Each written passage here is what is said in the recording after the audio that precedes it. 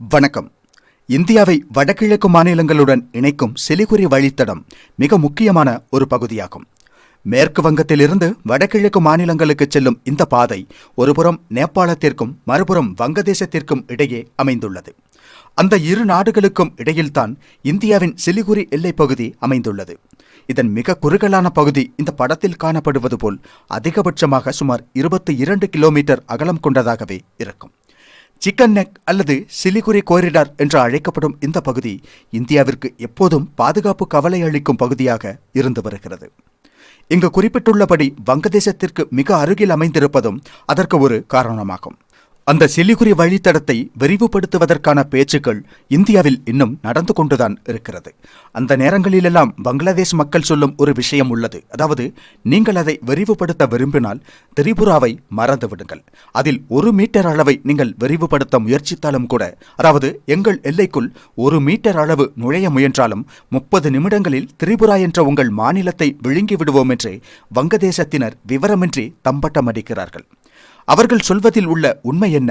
அந்த பகுதியில் இந்தியாவிற்கு அந்த அளவு புவியியல் ரீதியான சவால்கள் இருக்கின்றனவா என்பதை நாம் பார்க்க வேண்டும். சிலிகுரி கோரிடார் எப்போதுமே இந்தியாவின் பாதுகாப்பு கவலைக்குரிய ஒரு பகுதி என்று முன்னரே கூறினோம்.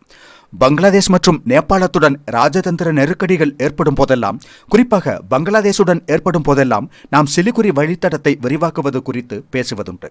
காரணம், அந்த பகுதி நமக்கு அந்த அளவு முக்கியத்துவம் வாய்ந்ததாகும். பல நாடுகள் வடகிழக்கு மாநிலங்களில் கண் வைத்துள்ளன என்பதையும் நாம் அறிவோம். அவற்றில் ஒன்று சீனாதான். சீனா வடகிழக்கு மாநிலங்களில் கண் வைத்துள்ளது என்பது தெரிந்த விஷயம்தான். அதிலும் குறிப்பாக அருணாச்சல் பிரதேசம் மீது கண் வைத்துள்ளது சீனா. இந்தியாவின் அருணாச்சல் பிரதேசம் அவர்களுடையது என்று வரைபடத்தில் கூட அவர்கள் குறிப்பிட்டிருப்பதை நாம் அறிவோம். மியான்மரும் இந்தியாவுடன் எல்லையை கொண்டுள்ள சில பகுதிகளில் நோட்டமிடுகிறது. அதே நேரம் அவர்கள் சீனாவைப் போல உரிமைவாதத்தை முன்வைக்கவில்லை, அவ்வளவுதான். ஆனால் திரிபுரா, அசாம் ஆகிய மாநிலங்கள் கிடைத்தால் நன்றாக இருக்கும் என்ற எண்ணம் வங்கதேசத்திற்கு உள்ளது. ஒரு கிரேட்டர் பங்களாதேஷை உருவாக்க வேண்டும் என்ற எண்ணம் வங்கதேசத்திற்கு உள்ளது. அதாவது, பங்களாதேஷில் சில பிரிவினருக்கு அத்தகைய எண்ணம் உள்ளது. அதிகாரப்பூர்வமாக பங்களாதேச அரசாங்கம் இதுபோன்ற விஷயங்களை இதுவரை கூறவில்லை.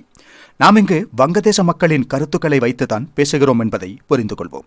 நமக்கு திரிபுரா மாநிலம் இதனால் முக்கியத்துவம் வாய்ந்ததாக உள்ளது. புவியியல் ரீதியாக அந்த மாநிலத்தின் அமைவிடம்தான் அதற்கான காரணம். இந்தியாவின் மிகவும் துரதிர்ஷ்டமான மாநிலங்களில் ஒன்றாக அறியப்படுகிறது திரிபுரா. வங்கதேசம் என்ற அந்த நாட்டை இந்தியா எப்படி சூழ்ந்திருக்கிறதோ, ஏறக்குறைய அதேபோல் வங்கதேசம் திரிபுரா மாநிலத்தை சூழ்ந்துள்ளது. இந்தியாவின் மிகச்சிறிய மாநிலங்களில் ஒன்றாகும் திரிபுரா. அதன் பரப்பளவு சுமார் 10,491 கிலோமீட்டர்கள் மட்டுமே ஆகும். பரப்பளவின் அடிப்படையில் இந்திய மாநிலங்களில் 28ஆம் இடத்தில் உள்ளது திரிபுரா மாநிலம். அவ்வளவு மிகச்சிறிய ஒரு மாநிலமாக உள்ளது அது. அதன் அதிகபட்ச நீளம் 178 கிலோமீட்டரும் அதிகபட்ச அகலம் 131 கிலோமீட்டரும் ஆகும். அதிலிருந்தே அந்த மாநிலம் எவ்வளவு சிறியதென்பதை நம்மால் யூகிக்க முடியும். 42 லட்சத்திற்கும் குறைவான மக்கள் தொகையை மட்டுமே கொண்டுள்ள மிகச்சிறிய மாநிலமான திரிபுரா மக்கள் தொகை அடிப்படையில் இந்தியாவில் 23ஆம் இடத்தில் உள்ளது. வடக்கு, தெற்கு மற்றும் மேற்கு பகுதிகள் பங்களாதேஷுடன் எல்லையை கொண்டுள்ளது அம்மாநிலத்தின் மிகப்பெரிய பிரச்சனையாகும். கிழக்கில் அஸ்ஸாமும் மணிப்பூரும் வருகின்றன. அதாவது, ஒரு பக்கம் இந்திய மாநிலங்கள்தான் அமைந்துள்ளன, மற்ற பக்கங்களிலெல்லாம் சர்வதேச எல்லையை கொண்டுள்ளது அந்த மாநிலம். திரிபுரா மாநிலத்தை சுற்றி வங்கதேசம் எப்படி அமைந்துள்ளது என்பதை வரைபடத்தில் மிக தெளிவாக காணலாம். அத்தகைய ஒரு அமைப்புதான் வங்கதேசிகளுக்கு இத்தகைய ஒரு நம்பிக்கையை உருவாக்கிவிட்டுள்ளது. இந்தியா சிலிகுரி வழித்தடத்தை விரிவுபடுத்த முயற்சித்தால் திரிபுராவை மறந்து விடுங்கள் என்று அவர்களை திமிர் பேச வைத்துள்ளது.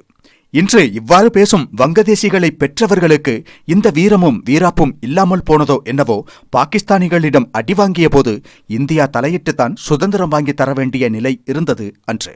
அந்த இந்தியாவின் ஒரு மாநிலத்தை நாங்கள் கைப்பற்றி விடுவோம் என்று திமிர் பேசுகிறார்கள் வங்கதேசிகள் என்னும்போது, கை அரிப்பின் காரணமாக கற்றுக் கொடுத்தவனிடமே வித்தை காட்ட துடிக்கும் முட்டாள் என்ற வாக்கியம் அவர்களுக்கு பொருந்தும் என்றுதான் சொல்ல வேண்டும்.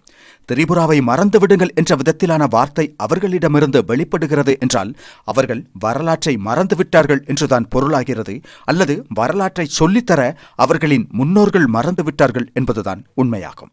இதுகுறித்து உங்களது கருத்துக்களை மறக்காமல் தெரியப்படுத்துங்கள். ஆனால் நடைமுறையில் சாத்தியமா என்றால் பதில் ஒரு மிகப்பெரிய இல்லை என்பதாகும். இந்தியாவின் ஒரு மாநிலத்தை வங்கதேசம் கைப்பற்றுவது அவ்வளவு எளிதான விஷயம் அல்ல. பின்னர் முழுவதுமாக குளித்தால் குளிர் தெரியாது என்பார்களே, அதுபோலத்தான் அவர்களின் வீரவசனம் எல்லாம். இங்கு நாம் இவ்வளவு அதை பற்றி பேச காரணம், அவர்கள் இன்று அவ்வாறு பேச காரணமான விஷயத்தை பார்க்க வேண்டும் என்பதால்தான். புவியியல் ரீதியாக அந்த மாநிலத்தின் அமைவிடம்தான் அவர்களுக்கு அப்படி ஒரு அசட்டு நம்பிக்கை என்பார்களே, அதை உருவாக்கிவிட்டுள்ளது. இந்தியாவை பொறுத்தவரை திரிபுரா இந்தியாவின் மிகவும் துரதிர்ஷ்டவசமான மாநிலங்களில் ஒன்று என்று முன்னரே சொன்னோம். திரிபுரா மட்டுமின்றி திரிபுராவின் இந்த அவலம் வடகிழக்கு மாநிலங்கள் முழுவதையும் தான் பாதித்துள்ளது.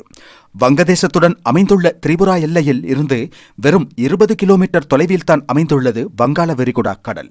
ஒரு மிகச்சிறிய நிலப்பரப்பை கடந்தால் வங்காள விரிகுடாவை அடையலாம். நாம் முன்பு கூறிய சில்லிகுரி கோரிடோரின் மிக குறுகிய பகுதி 20 முதல் 22 கிலோமீட்டர் நீளம் மட்டுமே இருக்கும் என்று கூறப்படுகிறது. அதேபோல இந்திய மாநிலமான திரிபுரா எல்லையில் இருந்து வங்காள விரிகுடா வரை உள்ள தூரம் வெறும் 20 கிலோமீட்டர் மட்டும்தான். ஆம், திரிபுரா மாநிலத்திற்கும் வங்கக்கடலுக்கும் இடையில் வெறும் 20 கிலோமீட்டர் அளவிற்கான பகுதி வங்கதேசத்தின் வசம் இருப்பதால் அந்த மாநிலத்திற்கு கடலோடு தொடர்பில்லாமல் போய்விட்டது. அந்த மாநிலம் என்பதை விட வடகிழக்கு மாநிலங்கள் முழுவதற்கும் மிக அருகாமையில் அமைந்துள்ள ஒரு கடல் ஊடான இணைப்பு இல்லாமல் போய்விட்டது. அந்த ஒரு பகுதி இந்தியாவிடம் இருந்திருந்தால் ஒருவேளை இந்தியாவின் வடகிழக்கு மாநிலங்களின் தலையெழுத்தே மாறியிருக்கும்.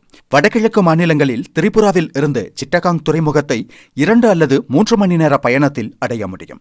அதாவது அந்த 20 கிலோமீட்டர் அளவுள்ள பகுதிகள் இந்தியாவிற்கு வேண்டும் என்று போராடி பெற்றிருந்தால் அந்த மாநிலம் நேரடி கடல் எல்லையை கொண்டிருக்கும்.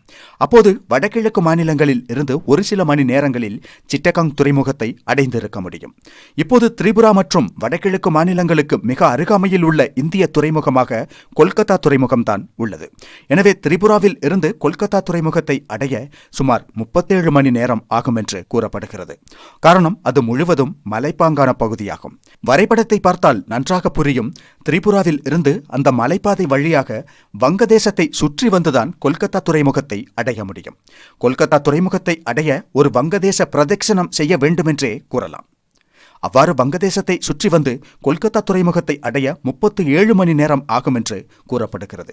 எனவே திரிபுரா மாநிலத்துடன் அந்த ஒரு 20 கிலோமீட்டர் பகுதியும் இருந்து அது வங்கக்கடலோடு இணைந்திருந்தால் அவ்வளவு அருகாமையில் அதோடு மிக முக்கியத்துவம் வாய்ந்த சிட்டகாங் துறைமுகம் உள்ள நிலையில் வடகிழக்கு மாநிலங்கள் எந்த அளவு முன்னேற்றம் அடைந்திருக்கும். மிசோரம் விஷயத்தை எடுத்துக்கொண்டாலும் அதே நிலைதான். மிசோரமும் கூட வங்காள விரிகுடாவுடன் இணைக்கப்பட முடிந்த நிலையில்தான் உள்ளது. ஆனால் அன்று நம்மவர்களால் அதை பெற முடிந்திருக்க வடகிழக்கு மாநிலங்கள் வங்காள விரிகுடாவுடன் இணைப்பை பெறும் விதத்தில் அந்த பகுதியை இந்தியா கைப்பற்றியிருக்க வேண்டும். அதற்கான சாத்தியங்களும் இருந்துள்ளன. சிட்டகாங்கின் சில பகுதிகளை வங்கதேசத்திற்கு கொடுத்திருந்தால் கூட வங்காள விரிகுடாவிற்கு மிசோரம் வழியாக ஒரு வழி கிடைத்திருக்கும். அப்போது அது வட மாநிலங்களின் வளர்ச்சிக்கு பெரிதும் பயனளித்திருக்கும். அதை விட்டுவிட்டதால் இன்று சிலிகுரி வழித்தடத்தை விரிவுபடுத்தினால் திரிபுராவை குறிவைப்போம் என்று கூறுகிறார்கள் வங்கதேசிகள். எனவே நாம் சிலிகுரி வழித்தடத்தை மட்டுமாக விரிவாக்க கூடாது என்ற முடிவை எடுக்க வேண்டும். சிலிகுரி கோரிடோரை விரிவாக்குவதற்காக ஒரு நடவடிக்கை எடுத்தால் இந்தியா அதை செய்தது இதை செய்தது என்று நியாயப்புலிகளான நாடுகள் குதிக்கத்தான் செய்வார்கள். எனவே நாம் சிலிகுரி கோரிடோரை விரிவுபடுத்த முடிவு செய்துவிட்டால் திரிபுரா என்ற மாநிலத்தையும் விரிவுபடுத்தி அதன் எல்லையை வங்கக்கடலில் அமைத்துவிட வேண்டியதுதான். இங்கு நாம் மற்றொரு விஷயத்தை கருத்தில் கொள்ள வேண்டும். இது 21ஆம் நூற்றாண்டாகும். இன்று திடீரென்று சென்று இறையாண்மையுள்ள ஒரு நாட்டின் நிலப்பரப்பை கைப்பற்ற முடியாது. அதற்கு பல உதாரணங்களை சொல்ல முடியும். இப்போதே இஸ்ரேல் காசா பிரச்சினை முடிவில்லாத போராக தொடர்கிறது. ரஷ்யா உக்ரைன் பிரச்சனையும் அப்படித்தான். ரஷ்யா கிரிமியாவை கைப்பற்றியதில் இருந்து தொடங்கியதாகும் இந்த பிரச்சனை. அது இப்போதும் முடிவில்லாமல் தொடர்கிறது. ரஷ்யா உலகில் பெரும் வல்லரசாக இருந்தும் அங்கு போரில் பின்னடைவை சந்தித்து வருகிறது. காரணம், ரஷ்யாவிற்கு பெரிய தாக்குதலை நடத்தி உக்ரைனை தோற்கடிக்க இயலாது. உக்ரைன் ஒரு காலத்தில் சோவியத் யூனியனின் பாகமாக இருந்த பகுதிதான் என்பதால் அங்குள்ளவர்களும் ரஷ்ய மக்கள்தான் என்ற ஒரு விஷயம் உள்ளது. அதனால்தான் ரஷ்யா இவ்வளவு காலம் நீடித்துக் கொண்டுள்ளது போரை. அவ்வாறுதான் இந்தியாவின் கொள்கையே மற்ற எந்த நாட்டையும் சென்று தாக்க மாட்டோம், நமக்கு எதிராக எழக்கூடிய அச்சுறுத்தல்களை மட்டுமே முறியடிப்போம் என்பதாக உள்ளது. உலகம் ஒரே குடும்பம் என்ற தத்துவத்தை முன்வைக்கும் ஒரு நாடாக உள்ளது பாரதம். எனவே இராணுவ நடவடிக்கை மூலம் நாம் இலகுவாக சென்று ஒரு நாட்டை கைப்பற்ற முடியாது. வங்கதேசத்துடனான இந்தியாவின் உறவு ஏதேனும் ஒரு கட்டத்தில் மோசமடைந்து வங்கதேச தரப்பிலிருந்து இந்தியாவுக்கு எதிராக ஏதேனும் நகர்வு மேற்கொள்ளப்பட்டால் அந்த வாய்ப்பை பயன்படுத்தி ஒருவேளை இந்தியா அதை செய்யக்கூடும். ஆனால் நாம் மற்ற நாடுகளை பிடிக்க முயற்சிக்கிறோம் என்று சொல்வதாலோ அல்லது இப்போது அதேபோன்ற விவாதங்களில் ஈடுபடுவதாலோ அர்த்தமில்லை. அதையெல்லாம் பிரிவினை காலத்தில் செய்திருக்க வேண்டும். வடகிழக்கில் இவ்வளவு பெரிய நிலப்பரப்பு நம்மிடம் உள்ளது. வங்கதேசம் இந்த வடிவில் அமைந்தால் அது அந்த வடகிழக்கு பகுதியை காப்பதற்கும் வளர்ப்பதற்கும் சிக்கலாக இருக்கும் என்று உணர்ந்து கிழக்கு பாகிஸ்தான் உருவான போது இந்தியாவின் நலன்களுக்காக இந்தியா மிக வலுவான ஒரு நிலைப்பாட்டை எடுத்திருக்க வேண்டும். அப்போது நம்மவர்களால் அதை செய்ய முடிந்திருக்கவில்லை.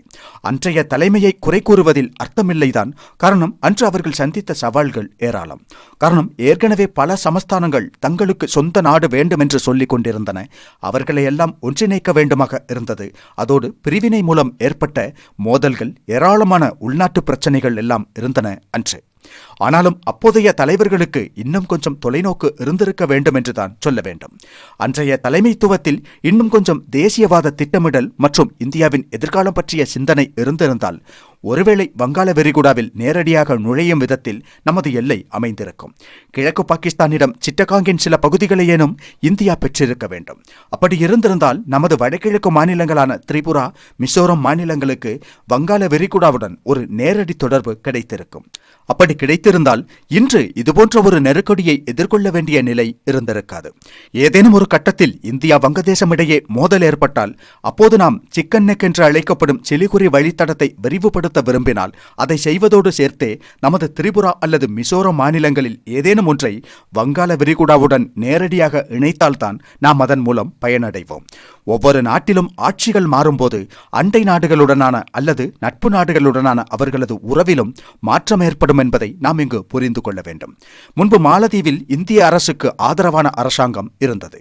அங்கு திடீரென்று ஒரு மாற்றம் ஏற்பட்டதை கண்டோம். மியான்மரில் அதை பார்க்கிறோம், நேபாளத்தில் அதை பார்க்கிறோம். உலகில் எங்கும் ஆட்சி மாறும்போது அவர்களின் மற்ற நாடுகளுடனான உறவிலும் ராஜதந்திர நிலையிலும் மாற்றங்கள் ஏற்படும். எனவே ஏதேனும் ஒரு வாய்ப்பு அமைந்தால் இந்தியா அதை பயன்படுத்தி இங்கு கூறிய விஷயங்களை செய்ய வேண்டுமே தவிர ஒரு நாட்டை நாமாக சென்று தாக்குவது சிக்கலான ஒரு விஷயமாகும். ஆனால் வங்காள விரிகுடாவில் நேரடியாக நுழையும் வாய்ப்பு கிடைத்திருந்தால் அது திரிபுராவுக்கு மட்டுமல்ல, அனைத்து வடகிழக்கு மாநிலங்களுக்கும் மிகவும் பயனுள்ளதாக இருந்திருக்கும் என்பதில் எந்த சந்தேகமும் இல்லை.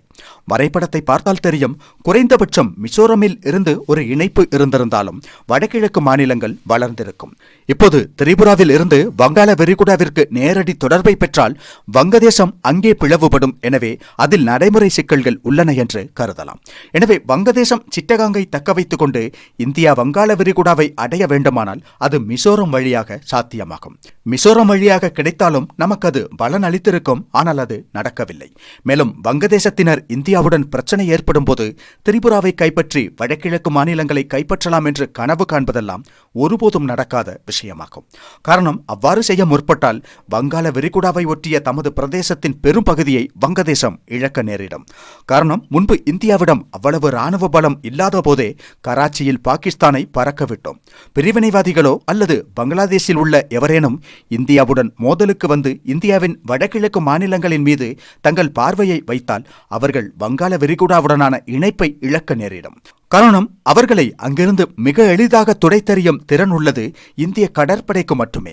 அதையும் தாண்டி நமது இராணுவ பலம் மிக வலிமையாக உள்ளது.